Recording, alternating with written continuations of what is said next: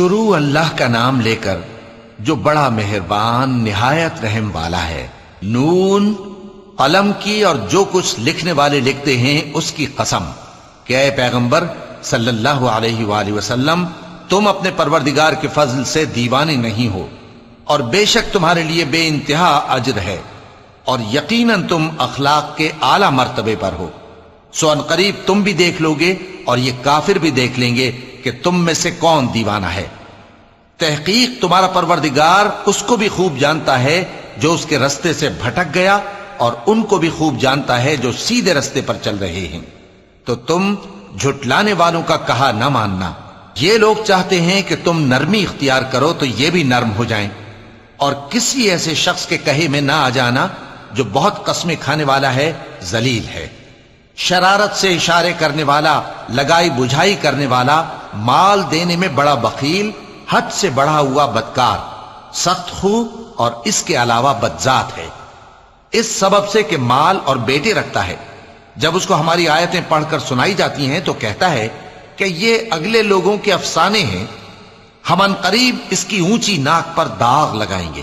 ہم نے ان لوگوں کی اسی طرح آزمائش کی ہے جس طرح باغ والوں کی آزمائش کی تھی، جب انہوں نے قسمیں کھا کھا کر کہا کہ صبح ہوتے ہوتے ہم اس کا میوہ توڑ لیں گے، اور انشاءاللہ نہ کہا۔ سو وہ ابھی سو ہی رہے تھے کہ تمہارے پروردگار کی طرف سے راتوں رات اس پر ایک آفت پھر گئی، تو وہ ایسا ہو گیا جیسے کٹی ہوئی کھیتی۔ پھر جب صبح ہوئی تو وہ لوگ ایک دوسرے کو پکارنے لگے کہ اگر تم کو کاٹنا ہے تو اپنی کھیتی پر سویرے ہی جا پہنچو۔ سو وہ چل پڑے اور آپس میں چپ کے کہتے جاتے تھے کہ آج وہاں تمہارے پاس کوئی فقیر نہ آنے پائے، اور کوشش کے ساتھ سویرے ہی جا پہنچے، گویا پیداوار پر قادر ہیں۔ پھر جب انہوں نے باغ کو دیکھا تو ویران، کہنے لگے کہ ہم رستہ بھول گئے ہیں، نہیں بلکہ ہم بے نصیب ہو گئے۔ ایک جو ان میں سمجھدار تھا بولا، کیا میں نے تم سے نہیں کہا تھا کہ تم تسبیح کیوں نہیں کرتے؟ دوسرے کہنے لگے کہ ہمارا پروردگار پاک ہے، بے شک ہم ہی قصوروار تھے۔ پھر لگے ایک دوسرے کی طرف رخ کر کے ملامت کرنے، کہنے لگے ہائے شامت، ہم ہی حد سے بڑھ گئے تھے، امید ہے کہ ہمارا پروردگار اس کے بدلے میں ہمیں اس سے بہتر باغ عنایت کرے، ہم اپنے پروردگار کی طرف رجوع کرتے ہیں۔ دیکھو عذاب یوں ہوتا ہے، اور آخرت کا عذاب سب سے بڑھ کر ہوگا، کاش یہ لوگ جانتے ہوتے۔ پرہیزگاروں کے لیے ان کے پروردگار کے ہاں نعمت کے باغ ہیں۔ کیا ہم فرما برداروں کو نافرمانوں کی طرح نعمتوں سے محروم کر دیں گے؟ تمہیں کیا ہو گیا ہے؟ کیسی تجویزیں کرتے ہو؟ کیا تمہارے پاس کوئی کتاب ہے جس میں یہ بات پڑھتے ہو کہ جو چیز تم پسند کرو گے وہ تم کو ضرور ملے گی؟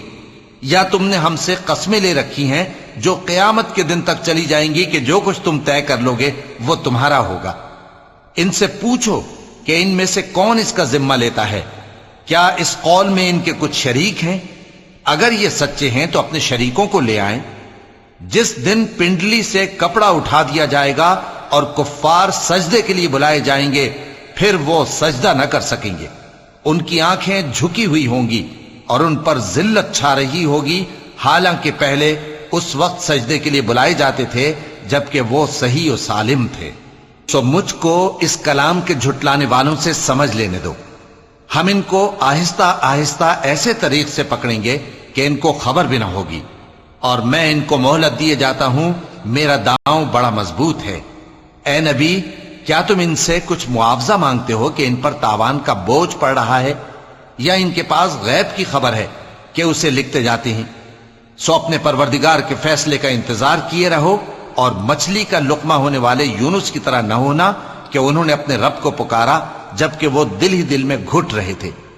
اگر ان کے پروردگار کی مہربانی ان کو نہ سنبھال لیتی تو وہ چٹیل میدان میں ڈال دیے جاتے مذموم حالت میں۔